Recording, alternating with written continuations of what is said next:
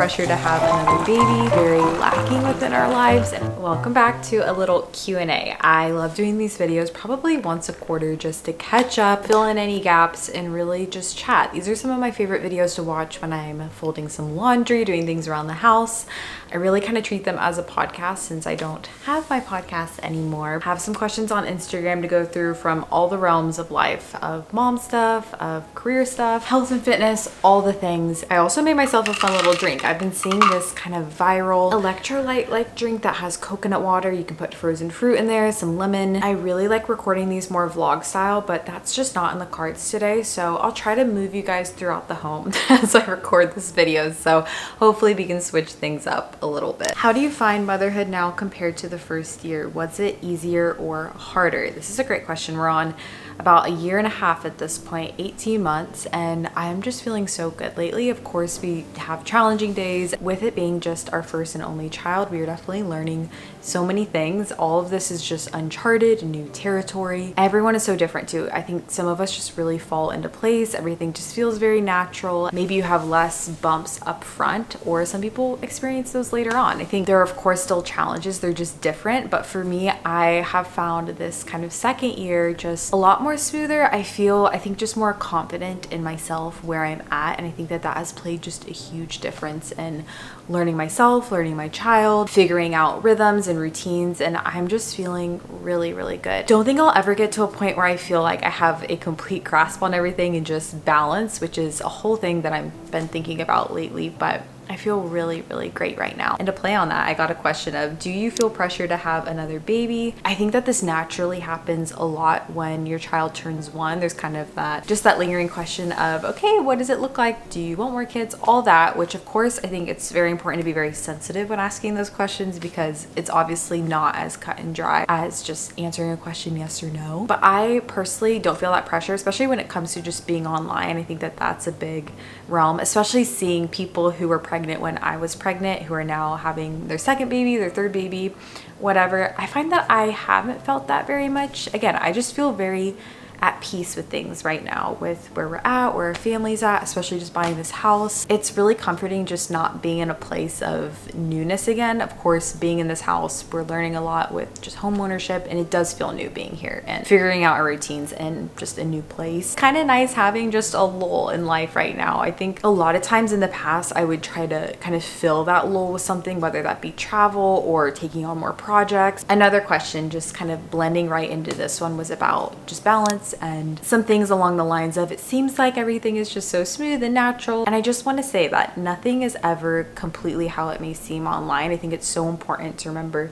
people are presenting their just best version of themselves. I did recently share just a whole unedited vlog, and I love doing those videos for the sake of just showing that life is not always picture perfect, while at the same time some days do feel like that, and it's fun to share those days. Going back to where I started though, I have just learned so much, especially being a mom, that I can't do it all. And that is really practical. It's learning how to set boundaries, learning to say no, but also learning the times when you do need to push yourself. I think that that's something I'm learning. I just saw this post this morning from Suzanne. She said, I used to say yes to everything, yes to last minute favors, yes to staying up late, yes to things that drain me. And now I ask, does this cost more than I'm willing to give my family? And this is a hard lesson to learn. I think that that was one of the biggest shifts that I experienced with having just a child, was learning that I can't maybe do all the things that I used to before, because this is such a big part of my life, and a lot of that is so beautiful and special, but a lot of it is really a pruning process of just learning that I can't say yes to everything. I think for me, the biggest realm for this has been work. I genuinely love creating these videos. It's such a passion for me. I love having some sort of creative outlet still as a mom. It just brings me so much joy. I do think that I'm a better wife, a better friend, a better mom having that, but at the same time, before this was such a big part of my life, arguably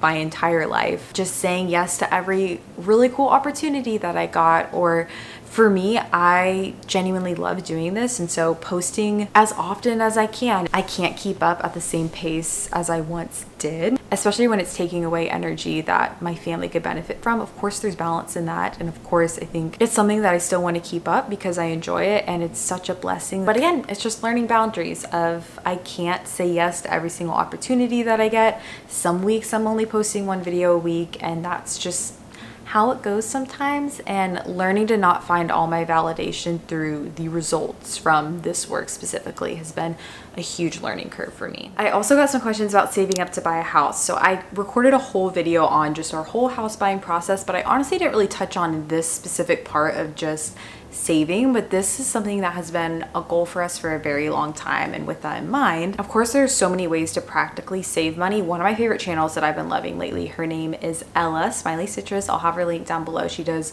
just a lot of financial videos, but also lifestyle stuff. It's very approachable. I really enjoy it. When we first got married, we really had the mindset of this is the best time of our life to just save money. We don't have any kids yet. We don't have as many responsibilities. We don't have as many time constraints as especially we have now. We just really grinded. We worked really, really hard towards this. And I think that this was why it was kind of hard to get out of this mindset too, of like, I need to say yes to every opportunity. I need to work all these side hustles or whatever. But at the same time, I'm so glad that we put in the work then, because it did make it just so much easier to save then. I know not everyone is self-employed and has a job like this where you can to some extent kind of choose how much you're working, to make more, make less, any of that. But we worked really hard. So much of our weekends were spent, you know, actually working and not necessarily like relaxing and lounging.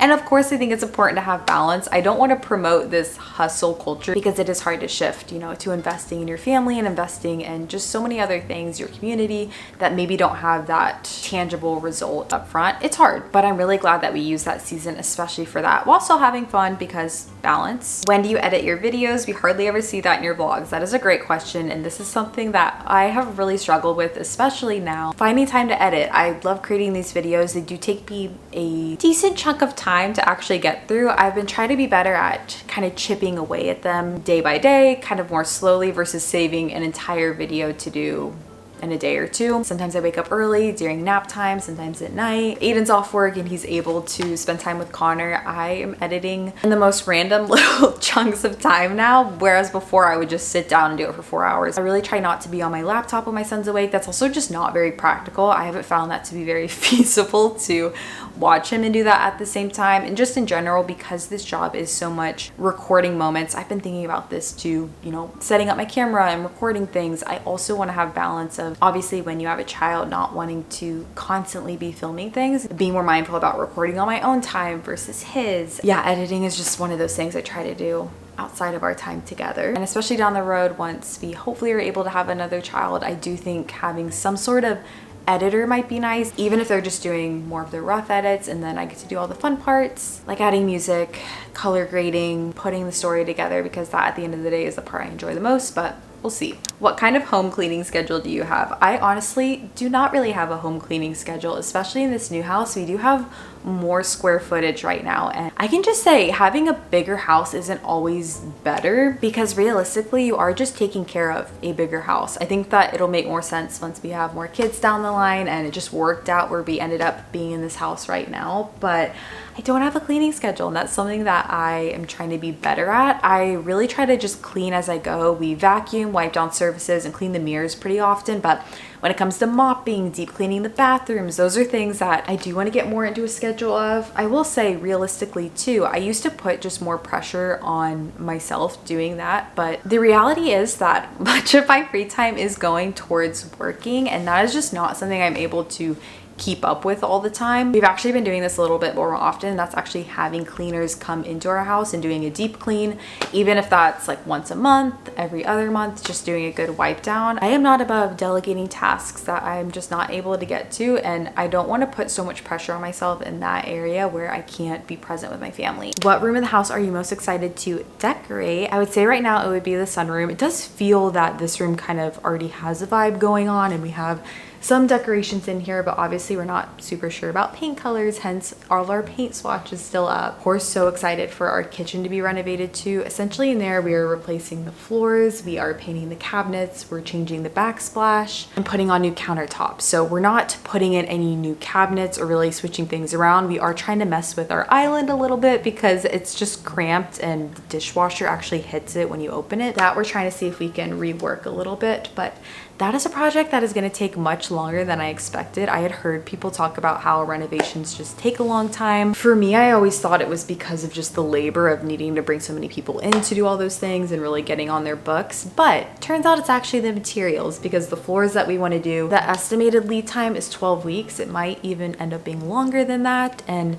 that was something that I tried to shop around and find a different tile, but because we're doing terracotta in there, I just want it to look very authentic and not cheapen the kitchen or anything. So that's gonna take a while. Honestly, we're just kind of running with it though right now. Of course, I'm excited for our walls to be yellow in there, and I've just noticed we spend the most time in the kitchen and then here in the sunroom. The den has absolutely nothing in it. I'm also really excited to do that room. That'll probably be in a couple months or so, but it's still kind of just a storage room right now. But we are not rushing. That's something with this house. When we went into it, we did not want to rush. We did not want to just make all these changes, just because we do see ourselves being in this house for a while, and I know we'll grow and evolve and change, and I just want to be mindful. So would you ever do a home birth or go to a birthing center for your next birth? I loved my birth experience. I have a whole video up on that too, and I just think that birth is something that is really out of your control. There are so many things that you can really prep for and plan for, but especially recently, I've just heard so many birth stories of things not going the way that people plan. So while I say I would like to just repeat this again, I am very aware that it doesn't really work like that all the time, but I loved my hospital birth. I had such a great experience with my midwives, with the nurses there. I used Midwife & Co. If you guys are in the Dallas-Fort Worth area, they're incredible. They have a Dallas location, and then I think they have closer to Fort Worth if I'm not mistaken, but I definitely plan to go see them again. Yeah, I could go on and on and on about sharing all the positives, but I have shared these positives so many times, so I would recommend watching that video. How to start a scrapbook and not feel overwhelmed. I'm a perfectionist, but it looks fun. So this goes for just all hobbies. Something that I'm trying to approach going into everything is just not having that perfectionist mindset, because if you go on TikTok, Instagram Reels, and you look up scrapbook videos, people are next level, just so creative, so cute. But ultimately my scrapbook is not meant to be like just something that I'm trying to make absolutely perfect. For me, it's more important to stay documenting all of our family experiences and everything that we just want to share and have recorded for just our own little family history, that if I do have a perfectionist mindset, I'm never going to do it. And even just with Connor, as he's growing up and trying new things, learning new things, it is really healing my own inner child to not encourage that perfectionist mindset. Because when I look at people in my life, the people that I admire the most, especially when it came to professors in college or just influential people in my life, I have always admired the people who just approached things with humility, who weren't scared of kind of looking a little bit dumb when they tried something new, just tried it and ran with it. And that is the same for scrapbooking too. So I have something on my Amazon storefront of all my supplies if you want to check out that, but you don't even need that much. I use a lot of scrap paper from magazines to cut out my letters. I don't put a lot of pressure on myself. Right now I just try to do it monthly. If we have any big events, I'll try to do a specific page for that. Finding your personal style. I think your style is adorable, and I'm still working on finding mine. That is absolutely so sweet. Currently right now I have really been into Pinterest. I love when I have an article of clothing that I really want to wear. I think it's really fun, but I'm just not so sure how to wear it. I just look it up on Pinterest. For example, if I have this straw hat on, which I know not everyone is a huge fan of, I've had this for a couple of years now. I'll never forget, I got one comment that was like, you need to lose the hat, it needs to go.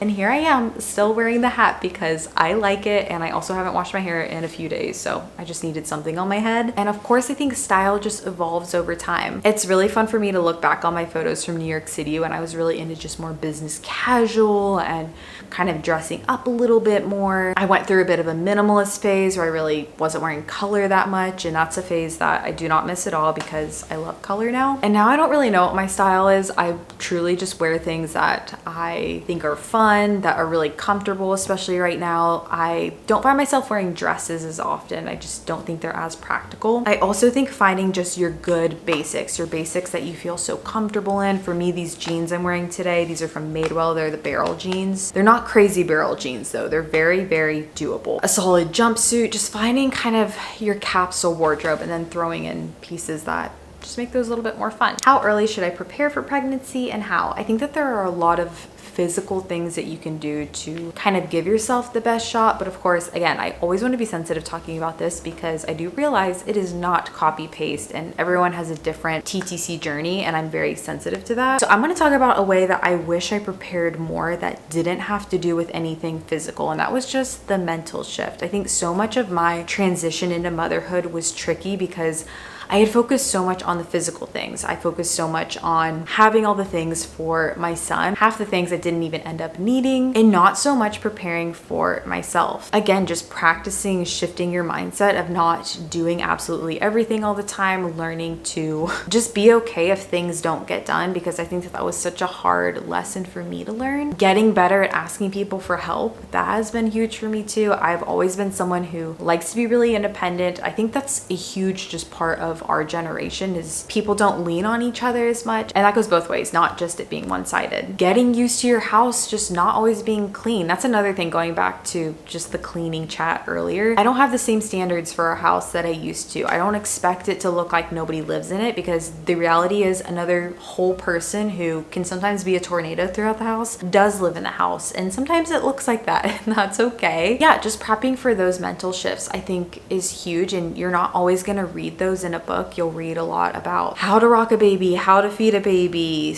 sleep schedules for a baby, all those things, which can be very helpful, but a lot of it is just learning how to shift your own mindset as a parent. Favorite go-to healthy meals lately. I'm so excited to hopefully do another kind of week of meals video, one of those what I eat in a week videos, but we're just not there yet. We're still in the process of moving and just eating random things. Lately in the summertime, I love chicken salad. I love chicken salad just on a toasted piece of sourdough. We actually just got some from Whole Foods. I didn't even make it homemade, but tastes really good. I make a lot of snack plates, things with fruit, crackers, nuts, some deli meat. Those are really nice, and especially nice for Connor because a lot of times he just wants to snack all day and it's kind of a way to make it feel like it's a snack, but it's our lunch. There's a turkey pasta bake that I also love to make because that just makes for great leftovers. It's nice to have throughout the week. We do a lot of quesadillas. Yeah, we're not really in a super healthy phase right now. I would like to kind of get more to just eating more nutrient dense meals, but realistically, that's just not where we're at yet, and hopefully we'll be there soon. How was it adjusting Cash to a newborn? I cannot remember if I've talked about this, but I remember being so scared about this. I always say this, but Cash really is our first baby. We love Cash so much. He is just such a part of our family, and especially when I was going through just a very rough postpartum time early on, Cash was an angel. He would be by my side all the time. He has always been so great. I was a bit nervous about how he would do with Connor when he was a newborn. I read a lot about just different ways to introduce your baby. Overall, I just tried to make it a very chill process of not getting really amped up, not wanting him to get very energized about Connor, and he has always been very chill around him. But at the same time, we also have been focused with Connor of teaching him boundaries with Cash too, and not letting Connor pull at his tail or kind of pulling his ears. When Connor was younger, Cash was really not about him. I don't think he realized he was a person when he was that young, but it's been really fun, especially lately. The two of them just have so much fun in the backyard. Connor throws his balls to Cash. They play chase together, and it's really sweet. We always make sure to supervise the two of them though. I'm just never too trusting because at the end of the day, Cash is a dog. We never laid Connor on him when he was like a baby, just things like that that you just never know. You never know. Overall, he's been the best. I've heard golden retrievers are incredible with dogs, but he has definitely proven that to be true. Would you ever do a budget challenge video? I have actually been wanting to do some sort of what I spend in a week, something like that. We've just had a lot of house stuff lately that we've had to pay for, and so at the same time we're trying to be more mindful about other things, just not getting a little too swipey with the card. I think that would be fun to do something like that, just to show realistically, especially with kid stuff, what that looks like, how much it really costs to have a child, all those things. Let me know if that's something you'd be interested in. 2 questions I'll answer at the same time because they are connected. One is, how do I stay off my phone as much, kind of managing screen time? I have been very mindful about this, especially lately, just with having Connor, not wanting to always be on my phone, especially as he gets older. I'm not perfect, especially doing this job. A lot of times I'm thinking, oh, this would be a cute Instagram story, or this would be a cute moment to have, but trying to get out of that mindset of not always having to document while also that being part of my job is tricky. Biggest thing that helps me is just physically not having my phone close to me all the time, and a good way to do that is to have other things to do with my hands. It's been so fun having our own backyard lately because we're putting down mulch, we're picking weeds, we're picking up Cash's poop. Like, it's not always glamorous, but always doing something. And if you're not physically always wanting to just be working and go all the time,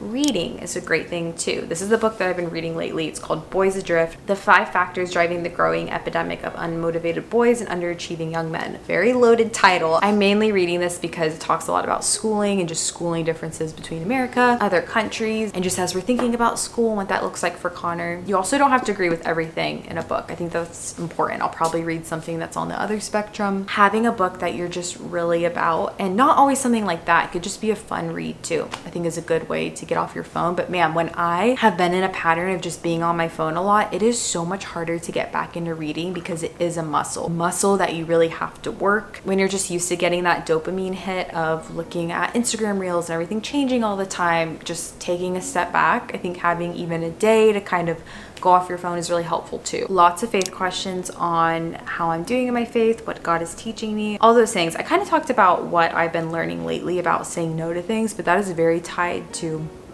my faith. We're trying to find a new church, something that we're really looking forward to, and hopefully a place that's very close to where we live, that feels very connected within community, because that is honestly a part of our life. That is definitely an area that just has felt very lacking within our lives. And I think sometimes I get discouraged in this area too, because it can be difficult when you have a child who, of course, you want to teach them how to sit in the service and be respectful, especially when you're reading the Bible and doing different sacraments during church, or they can learn in the nursery, but sometimes dropping them off at the nursery doesn't go well, and it can just feel very insignificant, or why am I doing this if the whole time you're just out in the halls, you're in the nursing room doing something. It is, of course, just so important to be involved, and especially for our faith, to grow in our faith, and that, yeah, just feels like a good fit. Got a question about what our ties to New England are, and I realized I haven't really touched on this in a bit, especially when I'm talking about the art throughout our house. Aiden was born and raised in New England. He was raised in Rhode Island, lived there pretty much his whole upbringing, lived in Boston for a little bit, Vermont. We are big New England fans, and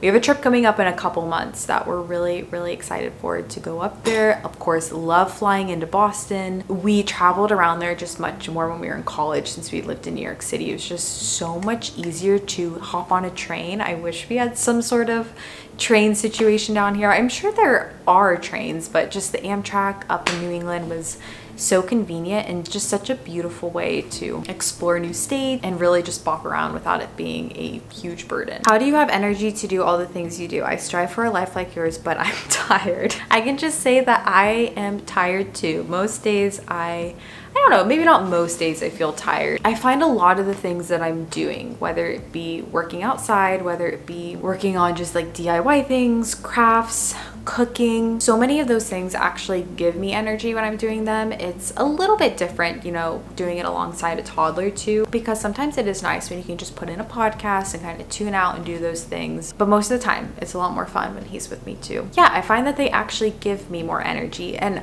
at least for me, the days when I am laying about and just having like a really chill day and sitting around, I find that I'm more tired for whatever reason. I'm sure there's more science behind that. I think it's all about balance. Not every day is super full. I also don't work out nearly as much as I used to. If you watch any of my old vlogs, that was a huge part of my life. I still would like to have a better workout routine, but realistically, again, going back to saying no, that is not something that I'm able to do fully right now. I'm not able to do an hour-long intense workout every single day, and that's okay. We're still making it happen. It just looks a little bit different. I have a very supportive husband too, who's able to fill in gaps where I need, and we really depend on each other when the other is maybe just feeling like they're falling short. I know sometimes that's not always in the videos, because I try to keep these as much of just about me and the things that I'm enjoying versus everyone else. Yeah, that's always there behind the scenes too. I also go to bed super early. I'm very particular about, if I can be asleep by 9:30, that's a great night, but by 10 at the latest, because we got an early riser. I can probably count on my hand the amount of times he's slept past like 6:30 or 7. So thankfully I'm a morning person, so I'm sure that he gets that from me. But a lot of these things don't feel like work. It is really great that I get to record them and share them. That's such a blessing because a lot of times it doesn't feel like work, but it still is work, which goes back to balance and all that. Some days I'm sleepy and some days I do have energy. That is it for today's Q&A. I know I said I would move around the house, but it ended up just this room being the only one that has great lighting right now. So I hope you